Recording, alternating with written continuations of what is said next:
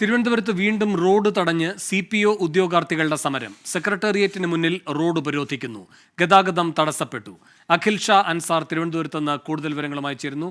അഖിൽ ഷാ, പല രൂപത്തിലുള്ള പ്രതിഷേധം CPO ഉദ്യോഗാർത്ഥികൾ നടത്തിയതാണ്. ഇന്നിപ്പോൾ ഏത് രൂപത്തിലാണ് അവരുടെ പ്രതിഷേധം?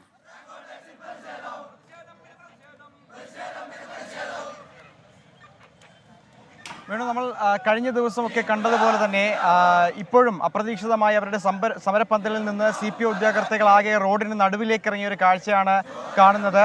കുറച്ച് അല്പസമയം മുമ്പാണ് ഇവരെല്ലാവരും ഒരുമിച്ച് ഈ റോഡിന് നടുവിലേക്ക് ഇറങ്ങുകയും ഇവരുടെ പ്രതിഷേധം തുടരുകയും ചെയ്തത്.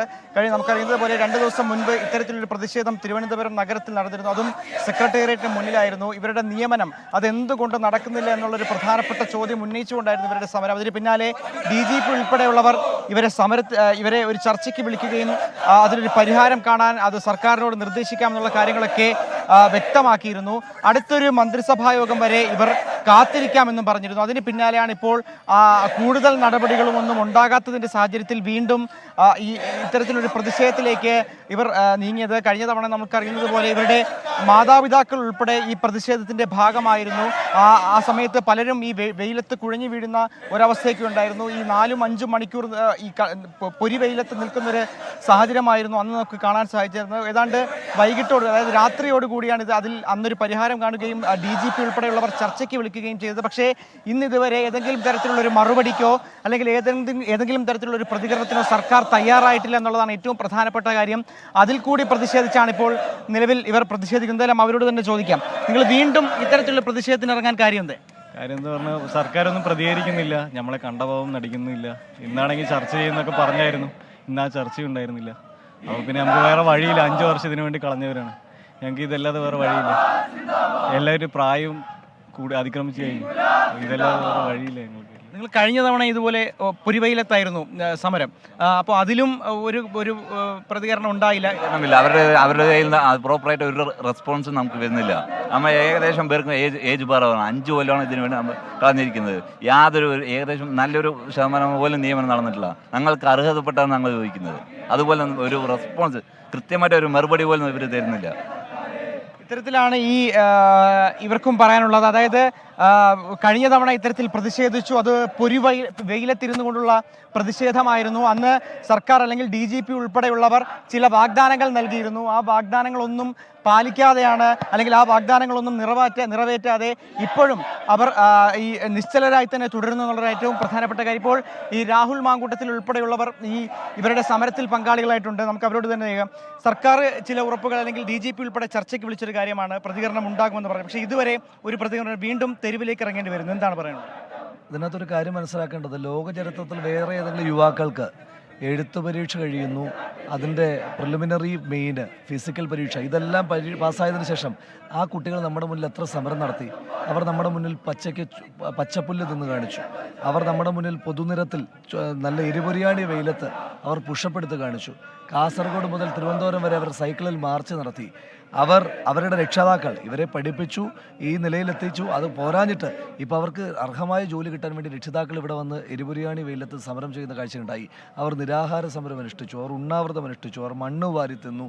ഏറ്റവും ഒടുവിൽ കഴിഞ്ഞ ദിവസം വളരെ വേദനയോടുകൂടി ഒരു ചെറുപ്പക്കാരൻ സ്വന്തം ശരീരത്തിലേക്ക് പെട്രോൾ ഒഴുക്കി വരെ ചെയ്തു. ഇപ്പോൾ ഗത്യന്തരമില്ലാതെ ചെറുപ്പക്കാർ സമരത്തിനിറങ്ങുമ്പോൾ ഞങ്ങൾ ഈ സമരത്തിൻ്റെ പ്രത്യക്ഷ ഭാഗമല്ല. ഞങ്ങളവിടെ മറ്റൊരു വിഷയത്തിൽ, സിദ്ധാർത്ഥൻ്റെ വിഷയത്തിൽ സമരം ചെയ്തുകൊണ്ടിരിക്കുക. ഞങ്ങൾ ഇപ്പോഴും ആ വിഷയത്തിലെ സമരം. പക്ഷേ ചെറുപ്പക്കാർ, ഞങ്ങളുടെ കൺമുന്നിൽ കുറേ ചെറുപ്പക്കാർ തൊഴിലിനു വേണ്ടി ഇങ്ങനെ സമരം ചെയ്യുമ്പോൾ അവരെ അടിച്ചൊതുക്കാൻ ഒരു ബറ്റാലിയൻ പോലീസുകാർ വരുമ്പം നോക്കി നിൽക്കാനൊന്നും കഴിയില്ല. ഞങ്ങളെ തൊടാതെ പോലീസിന് അവരെ തൊടാൻ കഴിയില്ല. ഞങ്ങൾ അവരുടെ സമരത്തിൽ പ്രത്യക്ഷമായിട്ടല്ല, അവർക്ക് ഐക്യദാർഢ്യമാണ്. ഞങ്ങളെ തൊടാതെ അവരുടെ സമരം അവർ സർക്കാരുമായി ചേർന്ന് എങ്ങനെ വേണമെങ്കിലും തീർത്തോളൂ, ഞങ്ങൾക്ക് പരാതിയില്ല. ഇപ്പോൾ സർക്കാർ ഇപ്പോൾ തന്നെ അവരുടെ പ്രതിനിധികളെ വിളിച്ചിട്ട് ചർച്ച ചെയ്തോളൂ. ഞങ്ങൾക്ക് അതിനകത്തൊന്നും, ഞങ്ങൾക്ക് ഫോൾസ് ഈഗോ ഇല്ല. പക്ഷെ ഞങ്ങളുടെ മുന്നിൽ വെച്ച കുട്ടികളെ തൊടാൻ സാധിക്കും.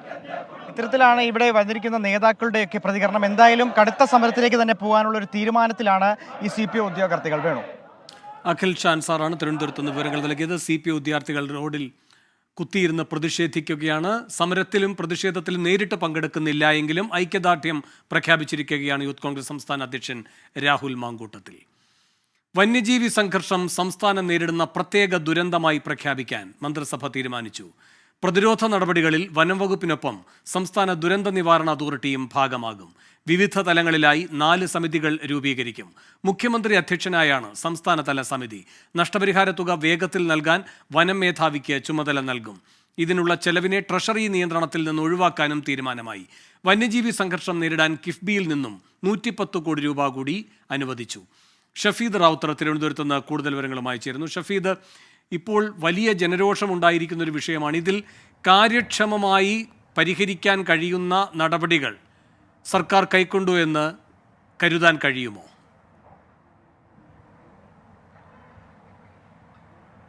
ഇക്കാര്യത്തിൽ ഇതുവരെ സംസ്ഥാന സർക്കാരിന് ഉണ്ടാകാത്ത തരത്തിലേക്കുള്ള ചില കാൽവെപ്പുകൾ സംസ്ഥാന സർക്കാർ നടത്തുന്നു എന്നുള്ളത് ഏറ്റവും പ്രധാനപ്പെട്ട കാര്യമാണ്. പക്ഷേ അത് ഏത് ഘട്ടത്തിൽ നടത്തുന്നു എന്നുള്ളതാണ് വിമർശനങ്ങൾക്ക് വീണ്ടും വഴിവെക്കുന്നത്. നമുക്കറിയാം, ഇക്കൊല്ലം, അതായത് ഈ വർഷം ആരംഭിച്ചതിന് ശേഷം കാട്ടാന ആക്രമണത്തിൽ മാത്രം കൊല്ലപ്പെട്ടവരുടെ എണ്ണം 8 കേരളം പോലെ ഒരു സംസ്ഥാനത്ത് അത്രയും ഒരു സംഭവം ഉണ്ടാകുമ്പോൾ വനം വകുപ്പ് കയ്യും കെട്ടി നോക്കി നിൽക്കുകയാണ് എന്നുള്ളതായിരുന്നു പ്രതിപക്ഷത്തിന്റെ വിമർശനം. അതടക്കമുള്ള കാര്യങ്ങളുടെ പശ്ചാത്തലത്തിലാണ് ഇന്ന് മന്ത്രിസഭാ യോഗം ഈ സംസ്ഥാനത്തെ മനുഷ്യ വന്യജീവി സംഘർഷം അത് പ്രത്യേകമായി പരിഗണിച്ചത്. അതിൽ ഏറ്റവും പ്രധാനപ്പെട്ട ഒരു തീരുമാനമെന്ന് പറയുന്നത് മുഖ്യമന്ത്രി മന്ത്രിതല സമിതികളുടെ അടക്കം 4 സമിതികൾ പുതുതായി ഉണ്ടാകും എന്നുള്ളതാണ്.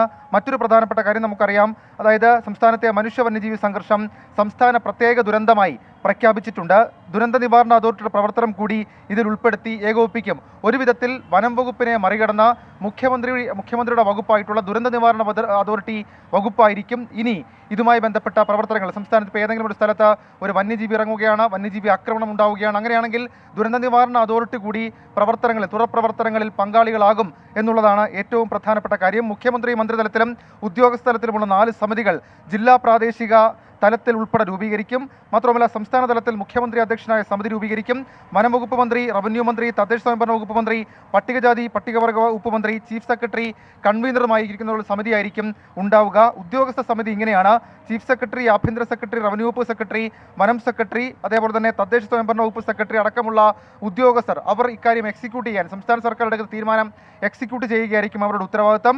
ജില്ലാ ചുമതലയുള്ള മന്ത്രി അധ്യക്ഷനായും ജില്ലാ കളക്ടർ, SP, DFO, ജില്ലാ മെഡിക്കൽ ഓഫീസർ എന്നിവരടങ്ങുന്ന ഒരു ജില്ലാതല സമിതി കൂടി ഇതുമായി ബന്ധപ്പെട്ട് രൂപീകരിക്കും. അത് ഈ പ്രവർത്തനങ്ങൾ പെട്ടെന്നാക്കാൻ എന്നുള്ളതാണ് അതുകൊണ്ട് സംസ്ഥാന സർക്കാർ ലക്ഷ്യം വെക്കുന്നത്. മാത്രമല്ല, നിലവിലിപ്പോൾ പ്രാദേശിക ജാഗ്രതാ സമിതികൾ നിലവിലുണ്ട്. അത് ശക്തിപ്പെടുത്താനുള്ള കൂടുതൽ പ്രവർത്തനങ്ങൾ സംസ്ഥാന സർക്കാരിൻ്റെ ഭാഗത്തു നിന്നുണ്ടാകും. ചീഫ് വൈൽഡ് ലൈഫ് വാർഡനെ മനുഷ്യ വന്യജീവി സംഘർഷം കൈകാര്യം ചെയ്യുന്നതിനുള്ള നോഡൽ ഓഫീസറായി നിയമിക്കുക വഴി പ്രശ്നപരിഹാരത്തിന് കൂടുതൽ, അല്ലെങ്കിൽ പ്രശ്നപരിഹാരം വളരെ പെട്ടെന്ന് നടപ്പാക്കാൻ കഴിയും എന്നുള്ള ഒരു വിലയിരുത്തൽ കൂടി സംസ്ഥാന സർക്കാരിനെ സംബന്ധിച്ചിട്ടുണ്ട്. നമുക്കറിയാം, ഈ പ്രകൃതി ദുരന്ത സമയങ്ങളിൽ സെക്രട്ടേറിയറ്റ് കേന്ദ്രീകരിച്ചൊരുക്കുന്ന നിരീക്ഷണ സംവിധാനം പോലെ വന്യജീവി ആക്രമണങ്ങൾ ഉണ്ടാകുമ്പോൾ വനം വകുപ്പ് ആസ്ഥാനത്ത് ചീഫ് വൈൽഡ് ലൈഫ് വാർഡന്റെ ചുമതലയിൽ ഒരു കൺട്രോൾ റൂം പ്രവർത്തിക്കാനും ഇന്നത്തെ മന്ത്രിസഭാ യോഗത്തിൽ തീരുമാനമെടുത്തിട്ടുണ്ട്. കൂടാതെ വന്യജീവി ആക്രമണ സാധ്യതയുള്ള പ്രദേശങ്ങളിൽ ആധുനിക വിവരവിനിമയ സംവിധാനങ്ങൾ സജ്ജമാക്കും. മനുഷ്യ വന്യജീവി സംഘർഷം നിലനിൽക്കുന്ന മനുഷ്യവാസമുള്ള പ്രദേശങ്ങളിൽ ജാഗ്രതയ്ക്കായി കൂടുതൽ താൽക്കാലിക വാച്ചർമാരെ നിയോഗിക്കും. ഇന്നലെ നമ്മൾ തൃശ്ശൂരിലും അടക്കം കണ്ട, അല്ലെങ്കിൽ കേട്ട ഏറ്റവും വലിയ പഴി അതായിരുന്നു. അതായത് അവിടെ അടക്കം വന്യജീവി സാന്നിധ്യമുണ്ട്, അല്ലെങ്കിൽ വന്യജീവി നിരന്തരം വരും, എന്നിട്ടും അവിടെ കൂടുതൽ വാച്ചർമാരെയോ അതല്ലെങ്കിൽ മറ്റ് ഫോഴ്സുകളെയോ നിയമിക്കാൻ തയ്യാറായില്ല എന്നുള്ള ആക്ഷേപം നമ്മൾ കേട്ടതാണ്. ആ രീതിയിലുള്ള ക്രമീകരണം ആ ആക്ഷേപവുമായി ബന്ധപ്പെട്ട് ഉൾപ്പെടുത്താനാണ് നിലവിൽ ഇപ്പോൾ തീരുമാനിച്ചിട്ടുള്ളത്. കൂടാതെ മറ്റൊരു പ്രധാനപ്പെട്ട കാര്യം, ഈ റാപ്പിഡ് ആക്ഷൻ ഫോഴ്സ് അവരെ ശക്തിപ്പെടുത്താനുള്ള ഉപകരണമടക്കം അവർക്ക് കൂടുതൽ ലഭ്യമാക്കാനും ഇന്നത്തെ മന്ത്രിസഭാ യോഗം തീരുമാനിച്ചിട്ടുണ്ട്. തോട്ടമുടമകളുമായി നിരന്തരം സംസ്ഥാന സർക്കാർ തന്നെ ചർച്ച നടത്തി അവർക്ക് സ്വീകരിക്കേണ്ട മുൻകരുതൽ നിർദ്ദേശം സംബന്ധിച്ച നടപടികൾ സംബന്ധിച്ച് ഇത് കൊടുക്കും. മാത്രവുമല്ല, ഈ മനുഷ്യ വന്യജീവി സംഘർഷത്തിന് സാധ്യത കൂടിയ സ്ഥലങ്ങളിൽ ഫോറസ്റ്റ് ഡിവിഷൻ സ്റ്റേഷൻ അടിസ്ഥാനപ്പെടുത്തി ആവശ്യാനുസരണം പ്രത്യേക ജാഗ്രതാ സമിതികൾ രൂപീകരിക്കാനും ഇത് DFOമാരുടെ ഉത്തരവാദിത്തമായി കാണാനും മന്ത്രിസഭാ യോഗം തീരുമാനിച്ചിട്ടുണ്ട്. അതായത് ഈ ദുരന്ത നിവാരണ അതോറിറ്റിയുടെ കീഴിൽ വരുമ്പോൾ സ്വാഭാവികമായും ഈ പ്രശ്നപരിഹാരത്തിനുള്ള തുകയടക്കം നൽകാൻ, അത് വളരെ എഫക്റ്റീവായി പെട്ടെന്ന് നൽകാനുള്ള ഒരു സാധ്യതയുണ്ട് എന്ന് സംസ്ഥാന സർക്കാർ വിലയിരുത്തുന്നുണ്ട്. ഇതിലേക്ക് ആവശ്യമായി വരുന്ന ചെലവുകളെ ട്രഷറി നിയന്ത്രണങ്ങളിൽ നിന്ന് ഒഴിവാക്കുന്ന കാര്യം പരിഗണിക്കുമെന്നും മന്ത്രിസഭാ യോഗത്തിൽ ഇന്ന് ചർച്ചയായി തീരുമാനിച്ചിട്ടുണ്ട്. നിലവിൽ മറ്റൊരു പ്രധാനപ്പെട്ട കാര്യം, ഈ മനുഷ്യ വന്യജീവി സംഘർഷവുമായി ബന്ധപ്പെട്ട കാര്യങ്ങൾക്ക് കിഫ്ബി വഴി ഇപ്പോൾ അനുവദിച്ചിട്ടുള്ള 100 കോടി രൂപയ്ക്ക് പുറമെ 110 കോടി രൂപ കൂടി അനുവദിക്കാനും തീരുമാനമായെന്ന് സംസ്ഥാന സർക്കാർ അറിയിച്ചിട്ടുണ്ട്. മറ്റൊരു പ്രധാനപ്പെട്ട കാര്യം, ഈ കേരള, കർണാടക, തമിഴ്നാട് സംസ്ഥാനങ്ങളിലെ ബന്ധപ്പെട്ട ഉദ്യോഗസ്ഥർ ഉൾപ്പെട്ട ഇന്റർ സ്റ്റേറ്റ് കോർഡിനേഷൻ കമ്മിറ്റി യോഗങ്ങൾ ചേരാനും ഇന്നത്തെ മന്ത്രിസഭാ യോഗം നിർദ്ദേശം നൽകി. ഏതായാലും തുടർച്ചയായി കഴിഞ്ഞ 3 ദിവസങ്ങളിൽ ഉണ്ടായ വന്യജീവി ആക്രമണങ്ങളിൽ അതിൽ പൊലിഞ്ഞ ജീവനുകൾ, ആ ഒരു വിഷയത്തിന്റെ അടിസ്ഥാനത്തിലാണ് വനം വകുപ്പിനെതിരെ ഉയർന്ന ആക്ഷേപമടക്കം പരിഗണിച്ചുകൊണ്ട് സംസ്ഥാന സർക്കാർ ഇങ്ങനൊരു നീക്കത്തിലേക്ക് ഇപ്പോൾ കടന്നിരിക്കുന്നത്. വേണോ? ശരി, ഷഫീദ് റാവുത്തറാണ് വിശദാംശങ്ങളുമായി തിരുവനന്തപുരത്ത് നിന്ന് ചേർന്നത്. മനുഷ്യ വന്യജീവി സംഘർഷം പ്രത്യേക ദുരന്തമായി മന്ത്രിസഭായോഗം പ്രഖ്യാപിക്കുകയും തുടർ നടപടികൾ അതിനനുസരിച്ച് ക്രമീകരിക്കുകയും ചെയ്യുകയാണ്. ദുരന്ത നിവാരണ അതോറിറ്റി തന്നെ ഈ വിഷയത്തിൽ ഇടപെടുകയാണ്. മുഖ്യമന്ത്രിയുടെ അധ്യക്ഷതയിലുള്ള സമിതിയും ഉൾപ്പെടെ ആണ് പുതിയ ക്രമീകരണം. ഇനിയൊരു ഇടവേള. ഇന്ന് സംഭവിച്ചതിലേക്ക് വീണ്ടും സ്വാഗതം. ഈരാറ്റുപേട്ട പള്ളിയിലെ വൈദികനെ വാഹനമിടിപ്പിക്കാൻ ശ്രമിച്ച കേസിൽ മുസ്ലിം വിഭാഗത്തെ മാത്രം പ്രതി ചേർത്തു എന്ന ഹുസൈൻ മടവൂരിന്റെ വിമർശനത്തിന് മുഖ്യമന്ത്രിയുടെ മറുപടി. ഈരാറ്റുപേട്ടയിൽ നടന്നത് തെമ്മാടിത്തം.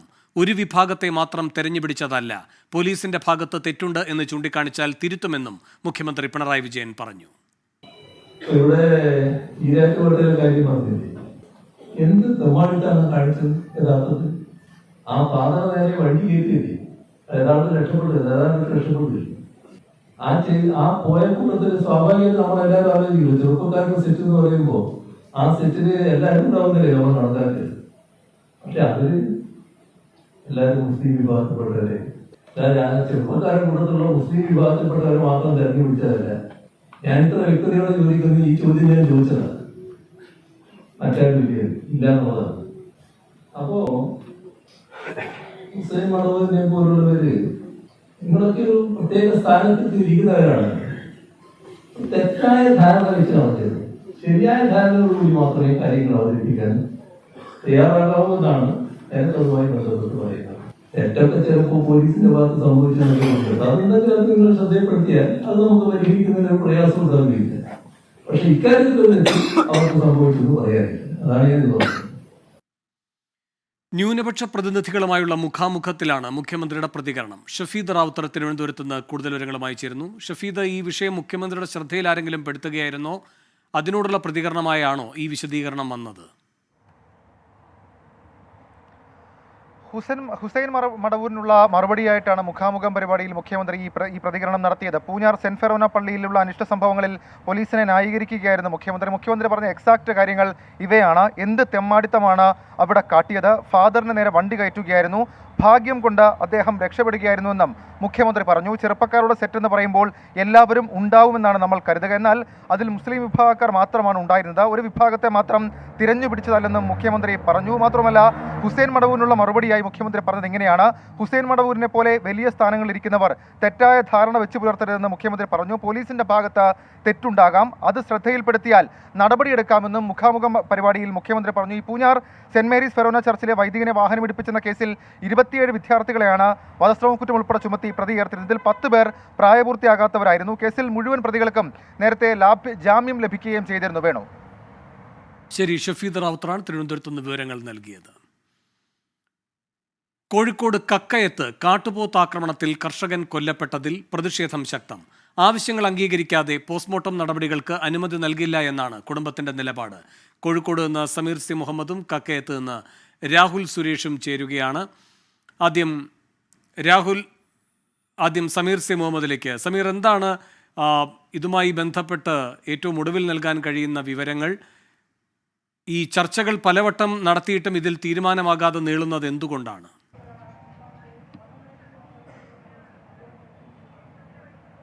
വേണു, പ്രധാനപ്പെട്ട 4 ആവശ്യങ്ങളാണ് കുടുംബം മുന്നോട്ട് വെച്ചത്. ഒന്ന്, നഷ്ടപരിഹാരമായി 50 ലക്ഷം രൂപ നൽകണം. മറ്റൊന്ന്, കുടുംബത്തിലെ അംഗത്തിന് സർക്കാർ ജോലി നൽകണം. ഫെൻസിംഗ് ഉൾപ്പെടെ നടത്തിക്കൊണ്ട് കാട്ടുമൃഗങ്ങളെ തടയുന്നതിനുള്ള നടപടികൾ ഉണ്ടാവണം. തുടങ്ങിയിട്ടുള്ള ആവശ്യങ്ങളാണ് മുന്നോട്ട് വെച്ചത്. ഇതുമായി ബന്ധപ്പെട്ടുള്ള ചർച്ചകളാണ് 2 തലങ്ങളിലുള്ള ചർച്ചകളായിരുന്നു ജില്ലാ കളക്ടറുടെ നേതൃത്വത്തിൽ നടത്തിയത്.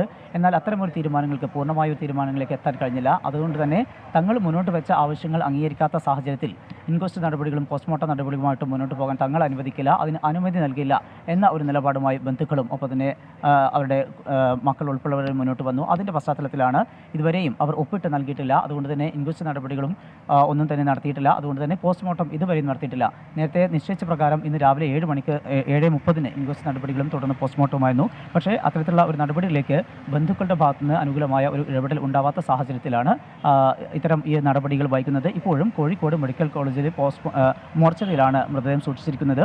നിലവിലെ സാഹചര്യത്തിൽ ഇന്ന് പോസ്റ്റ്മോർട്ടം ഉണ്ടാവാനുള്ള ഒരു സാധ്യത കാണുന്നില്ല. എന്നാൽ ഇനി എന്തെങ്കിലും പ്രത്യേകമായ ഒരു ഓർഡർ ഇട്ടുകൊണ്ട് ഇന്ന് രാത്രി അങ്ങനെ ഉണ്ടാവുകയാണ് എങ്കിൽ ഇന്ന് രാത്രി അത്തരത്തിൽ ഇത്തരത്തിലുള്ള നടപടിയിലേക്ക് ഉണ്ടാവാനുള്ള സാധ്യത വിരളമാണ്. ഈ കുടുംബവുമായി ബന്ധപ്പെട്ട് ഇപ്പോൾ വീണ്ടും സംസാരിക്കുമ്പോഴും തങ്ങൾ മുന്നോട്ട് വെച്ച ആവശ്യങ്ങൾ അംഗീകരിക്കപ്പെട്ടിട്ടില്ല എന്നും ആ ഒരു സാഹചര്യത്തിൽ അനുമതി നൽകില്ല എന്നുള്ള ആ ഒരു ഉറച്ച നിലപാടിൽ തന്നെയാണ് ഇവർ മുന്നോട്ട് പോകുന്നത്. എന്തായാലും ഇപ്പോൾ കോഴിക്കോട് മെഡിക്കൽ കോളേജിൻ്റെ പരിസരത്ത് ഉള്ളതുപോലെ കക്കയത്തുമൊക്കെ വലിയ രീതിയിലുള്ള പ്രതിഷേധങ്ങൾ തുടരുന്ന ഒരു സാഹചര്യം കൂടിയുണ്ട്.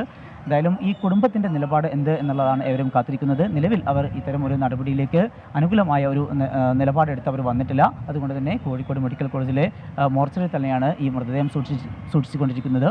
നമുക്കറിയാം ഇന്നലെ ഉച്ചയ്ക്ക് ശേഷം 3 മണിയോട് കൂടിയാണ് അബ്രഹാം കാട്ടുപോത്ത് ആക്രമണത്തിൽ കൊല്ലപ്പെട്ടത്. തുടർന്ന് വലിയ രീതിയിലുള്ള പ്രതിഷേധങ്ങൾ കോഴിക്കോട് മെഡിക്കൽ കോളേജിൽ ഉണ്ടായിരുന്നു, കക്കായത്തുണ്ടായിരുന്നു. അതിനൊടുവിൽ ഇന്ന് പല വിധത്തിലുള്ള ചർച്ചകൾ നടത്തിയെങ്കിലും അനുകൂലമായ തീരുമാനം ഉണ്ടായെങ്കിൽ മാത്രമേ തങ്ങൾ മുന്നോട്ട് വെച്ച ആവശ്യങ്ങൾ അംഗീകരിക്കപ്പെട്ടാൽ മാത്രമേ ഇൻക്വസ്റ്റ് നടപടിക്ക് അനുമതി നൽകൂ എന്നുള്ള നിലപാടിൽ കുടുംബം ഉറച്ചു നിൽക്കുകയാണ്. അതുകൊണ്ട് തന്നെ പോസ്റ്റ്മോർട്ടം വൈകുകയാണ്. ഒരുപക്ഷെ നാളെയായിരിക്കും പോസ്റ്റ്മോർട്ടം ഉണ്ടാവുക. വേണു. ശരി, കക്കയത്ത് നിന്ന് രാഹുൽ സുരേഷും ചേരുന്നു. രാഹുൽ, എന്താണ് കക്കയത്തെ സാഹചര്യം? അവിടെ ഈ കാട്ടുപോത്തിനെ വയ്ക്കാനുള്ള നീക്കങ്ങൾ പുരോഗമിക്കുന്നുവെന്ന് നേരത്തെ റിപ്പോർട്ടുണ്ടായിരുന്നു. അതിലെന്തെങ്കിലും ആശാവഹമായ പുരോഗതിയുണ്ടോ? ദൗത്യസംഘം നൽകുന്ന സൂചനകൾ എന്തൊക്കെയാണ്? നാട്ടുകാരുടെ പ്രതിഷേധം ഇപ്പോഴും തുടരുകയാണോ?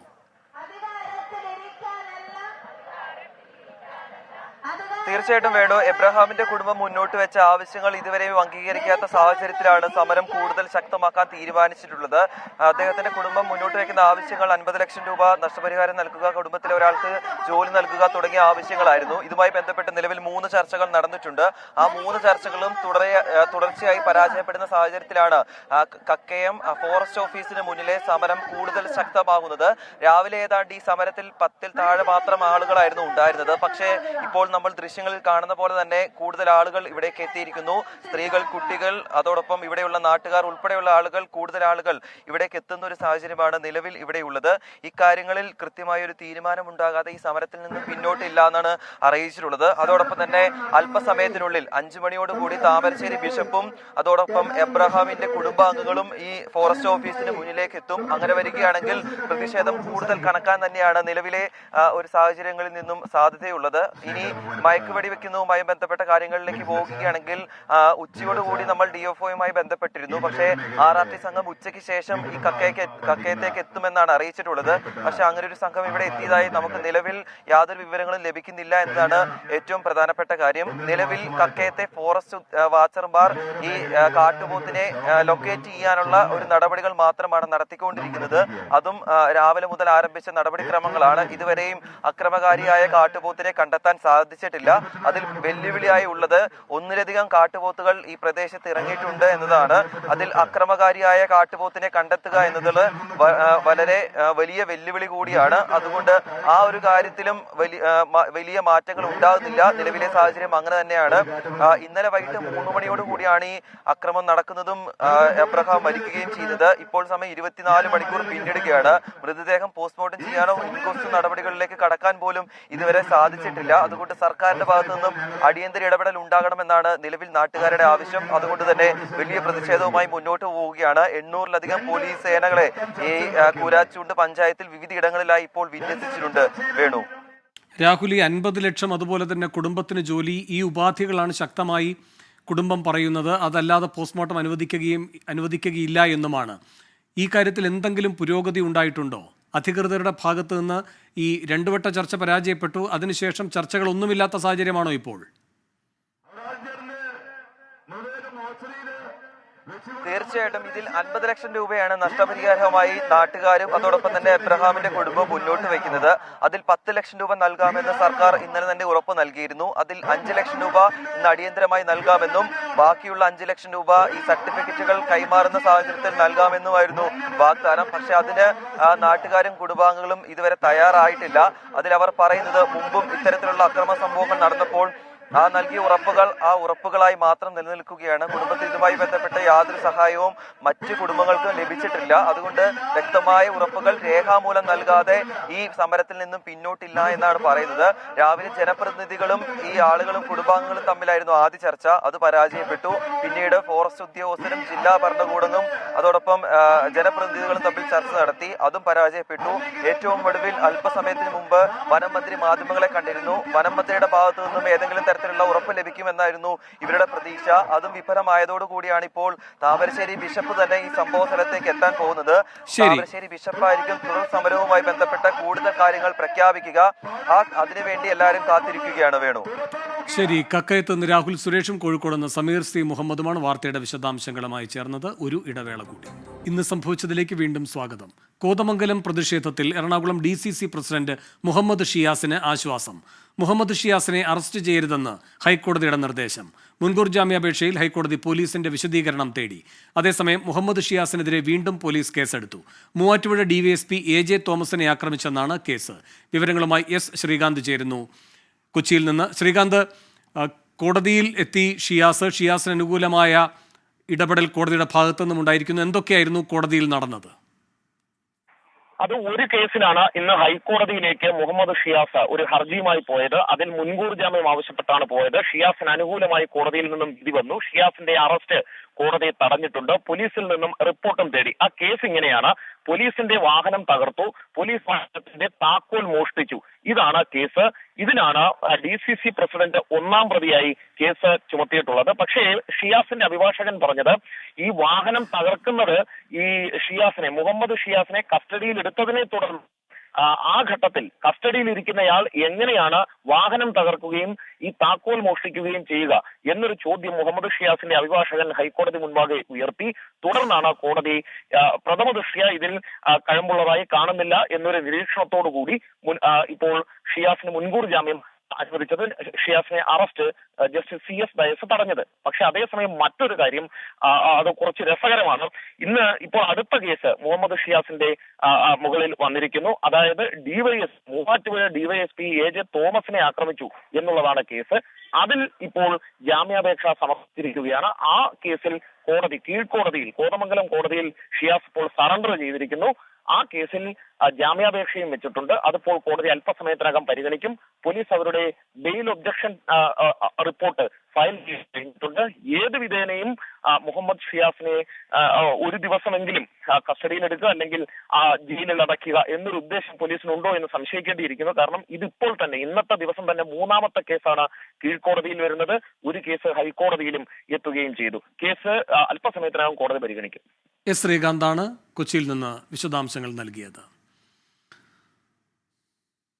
സാമ്പത്തിക പ്രതിസന്ധി തുടരുന്നതിനിടെ 13,608 കോടി രൂപ കടമെടുക്കാൻ കേരളത്തിന് സുപ്രീം കോടതിയുടെ അനുമതി. കൂടുതൽ ആവശ്യങ്ങൾക്ക് കേന്ദ്രവും കേരളവും ചർച്ച നടത്തണം എന്ന് കോടതി നിർദ്ദേശിച്ചു. സ്യൂട്ട് ഹർജി ഒരു തരത്തിലും ചർച്ചയെ ബാധിക്കരുതെന്നും സുപ്രീം കോടതി പറഞ്ഞു. കോടതി തീരുമാനത്തെ ധനമന്ത്രി KN ബാലഗോപാൽ സ്വാഗതം ചെയ്തു. ഈ മാർച്ച് വരെ കിട്ടേണ്ട പണത്തിന്റെ ഉൾപ്പെടെ പ്രശ്നമുണ്ടായിരുന്നു. ഇത് സംബന്ധിച്ച് കോടതി പറഞ്ഞു വളരെ ശുഭകരമായ കാര്യമായിട്ട് കാണുന്നു. ഞങ്ങളെ സംബന്ധിച്ച് ഇതിനൊരു വിവാദം ഉണ്ടാവാനും മറ്റു തർക്കങ്ങളൊന്നുമില്ല. കേന്ദ്രവും സംസ്ഥാനവും തമ്മിലുള്ള ബന്ധത്തിൽ തർക്കങ്ങൾ ഉണ്ടാവേണ്ട കാര്യമില്ല. കോഓപ്പറേറ്റീവ് ഫെഡറലിസത്തിന്റെ കാര്യം തന്നെയാണ് ഏത് സമയത്തും കേരളം പറയുന്നത്. കോഓപ്പറേറ്റീവ് ഫെഡറലിസം വിജയിക്കുന്നതിന് വേണ്ടി ഏറ്റവും സഹായകരമായ നിലപാട് എടുത്ത് മുന്നോട്ട് പോകുന്നതിന് സഹായകരമാണ് ഈ കാര്യം. അതുകൊണ്ട് കോടതി പറഞ്ഞതനുസരിച്ച് തന്നെ എല്ലാ സംഗതികളും സന്തോഷത്തോടെ വളരെ ശുഭകരമായി തന്നെ ഈ കാര്യം നടക്കട്ടെ എന്ന് വിചാരിക്കുകയാണ്. അച്യുതൻ ഡൽഹിയിൽ നിന്ന് ചേരുന്നു കൂടുതൽ വിവരങ്ങളുമായി. അച്യുതൻ, സുപ്രീം കോടതി എന്തൊക്കെ കാര്യങ്ങളിലാണ് ഇടപെടൽ നടത്തിയിരിക്കുന്നത്?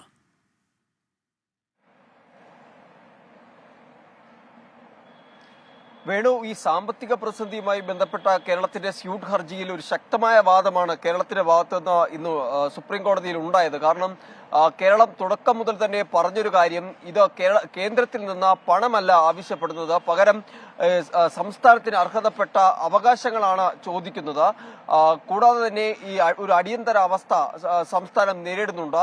അതുകൊണ്ട് തന്നെ ഈ അത്തരം ഒരു പ്രതിസന്ധി നിലനിൽക്കുന്നത് കൊണ്ടാണ് സുപ്രീം കോടതിയെ സമീപിക്കേണ്ടി വന്നതെന്നുമായിരുന്നു കേരളം തുടക്കത്തിൽ അറിയിച്ചത്. ഒപ്പം തന്നെ ഈ കേന്ദ്രം ഇത്തരത്തിൽ ഹർജി പിൻവലിച്ചാൽ ഈ 13,000 കോടി കടമെടുക്കാനുള്ള അനുമതി നൽകാമെന്ന കേന്ദ്രം, അതിനെതിരെ സുപ്രീം കോടതിയുടെ ഭാഗത്ത് നിന്ന് വിമർശനമുണ്ടായി. കാരണം സംസ്ഥാനത്തിന് ഇത്തരം വിഷയങ്ങളിൽ സുപ്രീം കോടതിയെ സമീപിക്കാനുള്ള അവകാശമുണ്ടെന്നായിരുന്നു കോടതി നിരീക്ഷിച്ചത്. ഒപ്പം തന്നെ ഈ പ്രതിസന്ധി ഇങ്ങനെ നിൽക്കുന്ന ഒരു ഘട്ടത്തിൽ ഈ കേന്ദ്രം മുന്നോട്ട് വെച്ച ഈ ഒരു ആവശ്യം സ്വീകരിച്ചൂടെ എന്നുകൂടി കേരളത്തിനോട് ചോദിക്കുകയുണ്ടായി. അങ്ങനെയാണ് ആ ഒരു കാര്യത്തിൽ ഒരു തീരുമാനത്തിലേക്ക് സുപ്രീം കോടതി എത്തിയത്. അതായത് ഈ 13,608 കോടി അത് കടമെടുക്കുവാനുള്ള അനുമതി സുപ്രീം കോടതി ഈ കേരളത്തിന് നൽകുകയാണ് ഉണ്ടായത്. കാരണം ഈ ആ സമയത്തും കപിൽ സിബൽ, കേരളത്തിന് വേണ്ടി ഹാജരായ കപിൽ സിബൽ ചൂണ്ടിക്കാട്ടിയത് ഇത് സംസ്ഥാനത്തിന് അർഹതപ്പെട്ട അവകാശമാണ് ഈ തുക എന്നുള്ളതായിരുന്നു കപിൽ സിബൽ അവകാശപ്പെട്ടത്. എന്തായാലും അതിനൊരു അനുമതി ഉണ്ടായിരിക്കുന്നു.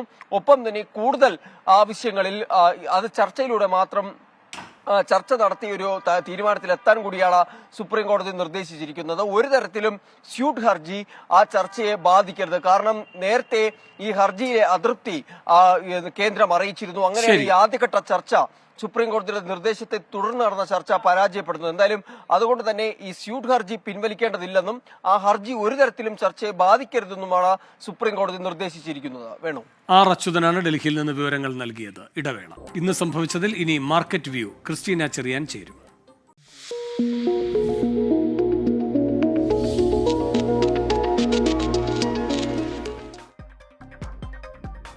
Good evening. മാർക്കറ്റ് വ്യൂവിന്റെ ക്ലോസിംഗ് ബെല്ലിലേക്ക് എല്ലാ പ്രേക്ഷകർക്കും സ്വാഗതം. ആദ്യം headlines.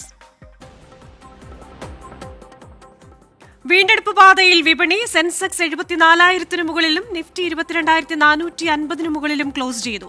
നേട്ടമുണ്ടാക്കി Nifty bank, financial services ഓഹരികൾ. സ്വർണത്തിന് റെക്കോർഡ് വില. പണപ്പെരുപ്പം കുറയുന്നുണ്ടെങ്കിലും സുസ്ഥിര ലക്ഷ്യമായി 4% നിലനിർത്തുമെന്ന് reserve bank governor Shaktikanta Das. ജനുവരിയിൽ ഉപഭോക്തൃ വില അടിസ്ഥാനമായ പണപ്പെരുപ്പം 3 മാസത്തെ കുറഞ്ഞ നിരക്കായ 5.10% താഴ്ന്നു. പുതിയ നിരക്ക് പ്രതീക്ഷകൾക്കനുസൃതമെന്നും RBI ഗവർണർ. വിപണി തകർച്ചയ്ക്കിടെ ജീവനക്കാരെ വെട്ടിക്കുറച്ച Morgan Stanley China unit. Asset management യൂണിറ്റിലെ 9% ജീവനക്കാരെ പിരിച്ചുവിട്ടു. ആഗോള ധനകാര്യ കമ്പനികളായ JP മോർഗനും ബ്ലാക്ക് റോക്കും അടക്കം ചൈനയിൽ പ്രതിസന്ധി നേരിടുന്നുവെന്ന റിപ്പോർട്ട്. ചൈനീസ് കമ്പനികൾക്കെതിരെ നടപടി ശക്തമാക്കാൻ കോർപ്പറേറ്റ് കാര്യ മന്ത്രാലയം അന്വേഷണം നടത്തിയ 500 കമ്പനികളിൽ ഭൂരിപക്ഷത്തിലും തട്ടിപ്പ്. ഗോവ ഓപ്പറേഷൻസ് ദബോളിമിൽ നിന്ന് നോർത്ത് ഗോവയിലേക്ക് മാറ്റുമെന്ന് ഖത്തർ എയർവേസ്. ജൂൺ 20 മുതൽ നോർത്ത് ഗോവയിലെ മനോഹർ ഇന്റർനാഷണൽ എയർപോർട്ടിലേക്ക് പ്രവർത്തനം മാറ്റും. തീരുമാനം ഇൻഡിഗോയും ഒമാൻ എയറും അടക്കം പ്രവർത്തനം മാറ്റിയതിന് പിന്നാലെ. അദാനി ഗ്രൂപ്പിന്റെ കടം വർദ്ധിച്ചു. നടപ്പ് സാമ്പത്തിക വർഷാവസാനത്തോടെ കടം 2.1 ലക്ഷം കോടി രൂപയായി ഉയരുമെന്ന് റിപ്പോർട്ട്. 1.2 ബില്യൺ മൂല്യമുള്ള ഡോളർ ബോണ്ടുകൾ ഇറക്കാൻ ഗൗതം അദാനി. ജൂണോടെ $2 ബില്യൺ കടപ്പത്രങ്ങളിലൂടെ സമാഹരിക്കാൻ നീക്കം. നിലവിലെ വായ്പകൾ പുനഃക്രമീകരിക്കാൻ പണം ഉപയോഗിക്കുമെന്ന് കമ്പനി. നിരവധി ഫീച്ചറുകളുമായി ആപ്പിളിന്റെ പുതിയ സോഫ്റ്റ്വെയർ അപ്ഡേറ്റ്. iOS 17.4-ൽ പുത്തൻ ഇമോജികൾ അടക്കമുള്ള സൗകര്യങ്ങൾ.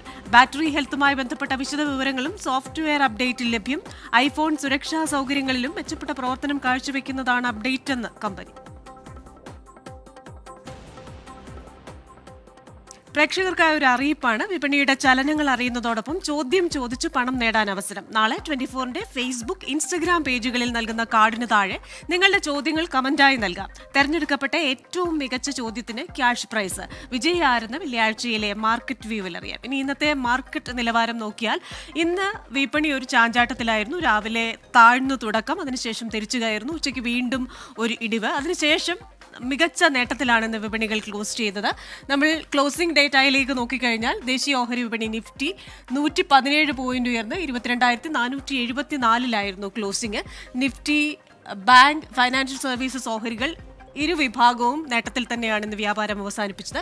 അതേപോലെ തന്നെ ബോംബെ ഓഹരി സൂചിക നോക്കിയാൽ 409 പോയിന്റ് ഉയർന്ന് 74,085 എന്ന നിലയിൽ മികച്ച നിലയിലാണ് വ്യാപാരം പൂർത്തിയാക്കിയത്. ഇന്ന് സ്വർണത്തിന് റെക്കോർഡ് വിലയായ 47,760 രൂപ പവന് എന്ന നിലയിലാണ് വ്യാപാരം നടന്നത്. നമ്മോടൊപ്പം മാർക്കറ്റ് നിലവാരം അനലൈസ് ചെയ്യുന്നതിനായി Shri Paul Thomas, executive director DBFS ഉണ്ട്. Shri Paul Thomas, good evening. എന്തായാലും ഇന്ന് വിപണിയിൽ ഒരു ചാഞ്ചാട്ടമായിരുന്നു, പക്ഷേ ചാഞ്ചാട്ടത്തിനൊടുവിൽ തിരിച്ചുവരവ് നടത്തിയിരിക്കുകയാണ്. ഇനി ഇത് അടിസ്ഥാനമാക്കി നാളത്തെ ഒരു ട്രെൻഡ് എങ്ങനെയായിരിക്കും? Good evening Christina. ഇന്ന് മാർക്കറ്റിൻ്റെ ഇന്നത്തെ ദിവസത്തെ ആദ്യ പകുതി നെഗറ്റീവിലായിരുന്നു. ഒരു സമയത്ത് 125 പോയിന്റ് വരെ താഴെയായിരുന്നു. എന്നാൽ ഉച്ചയ്ക്ക് ശേഷം 1 മണിക്ക് ശേഷം മാർക്കറ്റ് ഒരു നല്ലൊരു റാലിയാണ് കാഴ്ചവെച്ചത്. ശരിക്കും ഒരു 250 പോയിന്റ് നിഫ്റ്റിയിൽ ഒരു നല്ല റാലി കാഴ്ചവെച്ച് ഹൈയർ അടുത്ത് തന്നെയാണ് ക്ലോസ് ചെയ്തത്. 22,497 എന്ന് പറയുന്ന ഒരു പുതിയ ഹൈ ഇന്ന് എടുക്കുകയും ചെയ്തു.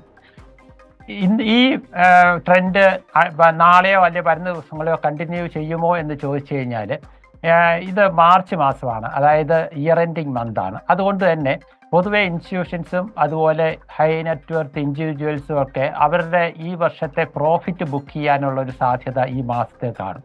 അതുകൊണ്ട് തന്നെ ഈ മാസത്തിൻ്റെ ആദ്യ പകുതി നമുക്ക് ഇതുപോലെ ഒരു കയറ്റം ഉണ്ടായാൽ പോലും അടുത്ത പകുതി, രണ്ടാം പകുതിയിൽ നമുക്ക് ഈ ഒരു ഉയർച്ച നിലനിർത്താനാവുമെന്ന് തോന്നുന്നില്ല. അതുകൊണ്ട് തന്നെ അടുത്ത ആഴ്ച മുതൽ മാർക്കറ്റിലെ ഒരു എന്താ പറയുക വിൽപ്പന സമ്മർദ്ദം ഉണ്ടാകുവാനുള്ള സാധ്യതയുണ്ട്. അതുകൊണ്ട് ഇൻവെസ്റ്റേഴ്സ് കോഷ്യസ് ആയിട്ടിരിക്കണം എന്നുള്ളതാണ് എനിക്ക് പറയാനുള്ളത്. ശരി, thank you Shri Paul Thomas. Market വ്യൂവിന്റെ ക്ലോസിംഗ് ബെൽ പൂർണ്ണമാവുകയാണ്. ഇനി ഒരു ഇടവേളയാണ്. ഇടവേളയ്ക്ക് ശേഷം ഇന്ന് സംഭവിച്ചതിൽ വേണു ബാലകൃഷ്ണൻ തുടരും. നമസ്കാരം.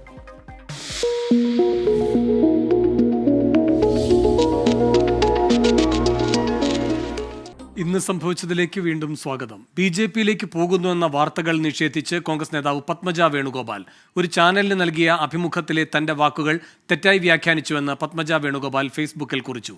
വിനിത VG കൊച്ചിയിൽ നിന്ന് ചേരുന്നു കൂടുതൽ വിവരങ്ങളുമായി. വിനിത, എങ്ങനെയാണ് ഇങ്ങനെ ഒരു വാർത്ത പ്രചരിച്ചത്? പത്മജ നൽകുന്ന സ്ഥിരീകരണം എന്താണ്?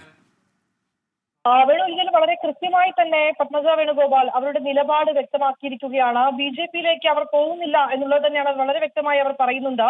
ഈ ഫേസ്ബുക്ക് പേജിലൂടെയാണ് ഇത്തരം ഒരു കാര്യത്തിൽ ഒരു വിശദീകരണം നൽകിയിരിക്കുന്നത്. BJP-യിൽ പോകുന്നു എന്നൊരു വാർത്ത അത് ഏതോ ഒരു മാധ്യമത്തിൽ വന്നു എന്ന് കേട്ടു. എവിടെ നിന്നാണ് ഈ വാർത്ത വന്നതെന്ന് തനിക്ക് അറിയില്ലെന്നും ഫേസ്ബുക്ക് കുറിപ്പിൽ പത്മജ പറയുന്നുണ്ട്. ഒരു ചാനൽ തന്നോട് ചോദിച്ചു ഇങ്ങനെ ഒരു വാർത്തയുണ്ടോ എന്ന്. അപ്പോൾ തന്നെ ആ വാർത്ത താൻ നിഷേധിച്ചതാണെന്നും ഇപ്പോൾ അതിനോട് ശക്തമായും നിഷേധിക്കുന്നു എന്നും അവർ ആ ഫേസ്ബുക്ക് പേജിൽ വളരെ വ്യക്തമായി തന്നെ ആ ഫേസ്ബുക്ക് കുറിപ്പിൽ പറയുന്നുണ്ട്. ഈ മാധ്യമം അവരോട് ചോദിച്ചു ഈ ഭാവിയിൽ പോകാൻ സാധ്യതയുണ്ടോ എന്നൊരു തരത്തിൽ ഒരു ചോദ്യം ഉണ്ടായിരുന്നു. അന്ന് അതേസമയം അത് ഭാവിയിലെ കാര്യമല്ലേ, അത് ഇപ്പോൾ എങ്ങനെ പറയാൻ കഴിയുമെന്ന് തമാശയായ ഒരു മറുപടിയാണ് നൽകിയത്. പക്ഷെ ആ തമാശയായ മറുപടി ഇത്തരത്തിലേക്ക് ഒരു തരത്തിലേക്ക് വാർത്തയായി വരുമെന്ന് താൻ കരുതിയിരുന്നില്ല എന്ന് പത്മജ വിശദീകരിക്കുകയാണ്. ഒപ്പം തന്നെ തന്റെ നിലപാട് എന്താണെന്നും അവർ ഈ ഘട്ടത്തിൽ വ്യക്തമാക്കുന്നു. ഈ BJP-യിലേക്ക് പോകുമെന്ന തരത്തിലുള്ള വാർത്തകൾ പത്മജ വേണുഗോപാൽ നിഷേധിച്ചിരിക്കുകയാണ്. അങ്ങനെ ഒരു നീക്കവും ഉണ്ടാകുന്നില്ല എന്ന് തന്നെയാണ് അവർ വ്യക്തമാക്കുന്നത്. ശരി, BJP-യിലേക്ക് എന്ന അഭ്യൂഹം തള്ളി പത്മജ വേണുഗോപാൽ. വിനിത VG-യാണ് കൊച്ചിയിൽ നിന്നും വിശദാംശങ്ങൾ നൽകിയത്. രാഹുൽ ഗാന്ധി ഇത്തവണയും വയനാടിനൊപ്പം അമേഠിയിലും മത്സരിക്കുമെന്ന് റിപ്പോർട്ടുകൾ. കഴിഞ്ഞ തവണ 2 മണ്ഡലങ്ങളിൽ മത്സരിച്ച രാഹുൽ അമേഠിയിൽ സ്മൃതി ഇറാനിയോട് പരാജയപ്പെട്ടിരുന്നു. പ്രിയങ്ക ഗാന്ധി റായ്ബറേലിയിൽ മത്സരിച്ചേക്കും എന്നും സൂചന. നിതിൻ അംബുജൻ ഡൽഹിയിൽ നിന്ന് ചേർന്നു കൂടുതൽ വിവരങ്ങളുമായി. നിതിൻ, വയനാട്ടിൽ മത്സരിക്കുമെന്ന് ഉറപ്പാണോ? കൂടാതെ ഒരിക്കൽ പരാജയം നേരിട്ടെങ്കിലും വീണ്ടും അമേഠിയിലേക്ക് സ്മൃതി ഇറാനിയെ നേരിടാൻ ഉറച്ചിരിക്കുകയാണോ രാഹുൽ?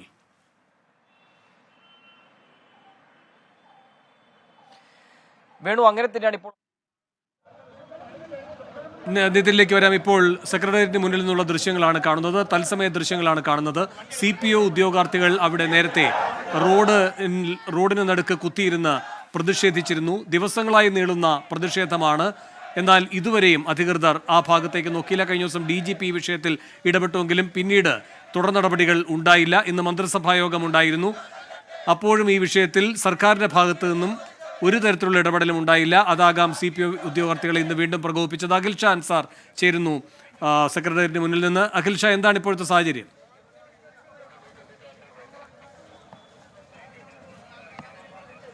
വേണു, പോലീസ് പലവിധത്തിലുള്ള സംയമനം പരമായ ഇടപെടലൊക്കെ നടത്തി. പക്ഷേ ഇത്തരത്തിൽ പ്രവർത്തകർ അല്ലെങ്കിൽ ഈ ഉദ്യോഗാർത്ഥികൾ ഇവിടെ നിന്ന് പിരിഞ്ഞു പോകാൻ തയ്യാറാകാത്തതിനെ തുടർന്നാണ് ഇപ്പോൾ നിലവിൽ ഇവരെ ഇവിടെ നിന്ന് നീക്കുക എന്നുള്ളൊരു ലക്ഷ്യത്തിലേക്ക് പോലീസ് കടന്നത്. ഇവരെ ഓരോരുത്തരെയായി അറസ്റ്റ് ചെയ്ത് നീക്കാനുള്ളൊരു തീരുമാനത്തിലാണ് ഉദ്യോഗാർത്ഥികൾ ഇതിൽ വലിയ പ്രതിഷേധം കാണിക്കുന്നുണ്ട്. ഈ വണ്ടിയിൽ, അതായത് ഇപ്പോൾ നിലവിൽ ഇവിടെ നിന്ന് അറസ്റ്റ് ചെയ്തവരെ പിടികൂടുന്നത് ഇപ്പോൾ യൂത്ത് കോൺഗ്രസ് നേതാക്കൾ ഉൾപ്പെടെ വിഷയത്തിലാണ്. യൂത്ത് കോൺഗ്രസ് നേതാക്കൾ ഉൾപ്പെടെ വിഷയത്തിൽ ഇടപെടുന്ന ഒരു വിഷയമാണ്. അതായത് വണ്ടി തടയുന്ന, അതായത് ഈ അറസ്റ്റ് ചെയ്ത് നീക്കുന്ന ഉദ്യോഗാർത്ഥികളുടെ വണ്ടി തടയുന്ന ഒരു പ്രശ്നത്തിലേക്ക് പോയിരിക്കുകയാണ്. അത് ഒരു സംഘർഷത്തിലേക്ക് രാഹുൽ മാങ്കൂട്ടത്തിലും അക്കൂട്ടത്തിൽ ഉണ്ടെന്നുള്ളതാണ് ഏറ്റവും പ്രധാനപ്പെട്ട കാര്യം. അതായത് ഇവർക്ക് പിന്തുണ അറിയിച്ചുകൊണ്ട് ഇവിടെ എത്തിയവരുമായി വലിയ വാക്കേറ്റത്തിലേക്ക്, അതിന് പിന്നാലെ അതൊരു തർക്കത്തിലേക്ക് പോകുന്ന ഒരു കാഴ്ചയാണ് നമുക്ക് കാണുന്നത്. പോലീസ് കാര്യമായി തന്നെ ഈ വിഷയത്തിൽ ഇടപെടൽ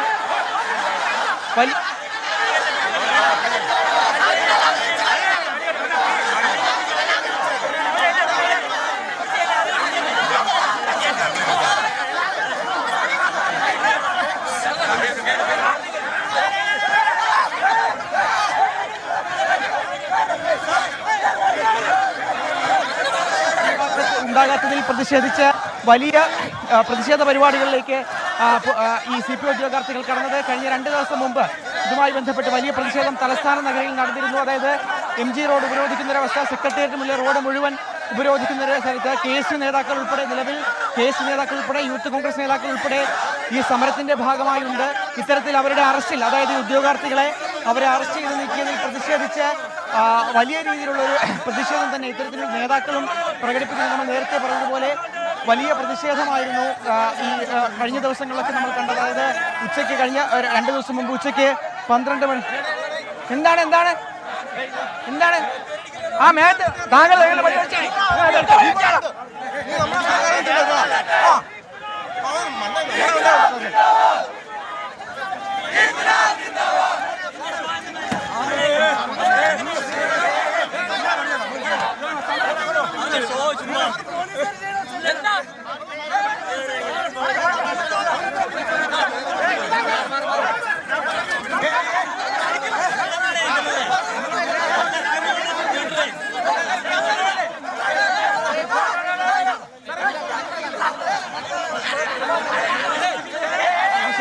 വീണ്ടും അത് രാഹുൽ മാങ്കൂട്ടത്തിൽ ഉൾപ്പെടെ കയ്യേറ്റം ചെയ്യുന്നൊരു നിലയിലേക്കും കൂടി പോലീസ് കടന്നിട്ടുണ്ട്. അവരെ ഒരു പ്രതിഷേധം രേഖപ്പെടുത്താൻ പോലും കഴിയാത്തൊരു സാഹചര്യത്തിൽ പോലീസ് കാര്യമായി ഇടപെടുന്നു എന്നുള്ളൊരു കാഴ്ചയാണ് നമുക്ക് ഇപ്പോൾ കാണുന്നത്. എന്തായാലും വലിയ പ്രതിഷേധമാണ് സെക്രട്ടേറിയറ്റിന് മുന്നിൽ നമ്മൾ കാണുന്നത്. പോലീസിന്റെ ഇടപെടൽ, അതായത് അറസ്റ്റ് ഉൾപ്പെടെയുള്ള ഇടപെടലിലേക്ക് കടന്നതിന് ശേഷമാണ് ഇത്തരത്തിൽ ഈ പോലീസിന് നേരെ ഈ യൂത്ത് കോൺഗ്രസ് പ്രവർത്തകരും, അതായത് രാഹുൽ മാങ്കൂട്ടത്തിൽ ഉൾപ്പെടെ, അലോഷ്യസ് സേവ്യർ ഉൾപ്പെടെയുള്ള നേതാക്കൾ ഈ സമരത്തിന്റെ ഭാഗമായി ഇവിടെ എത്തുന്നു. അവരെയൊക്കെ ഇവിടെ നിന്ന് നീക്കാനുള്ള ശ്രമത്തിലാണ് പോലീസും ഈ ഘട്ടത്തിൽ പോകുന്നത്. എന്തായാലും ഈ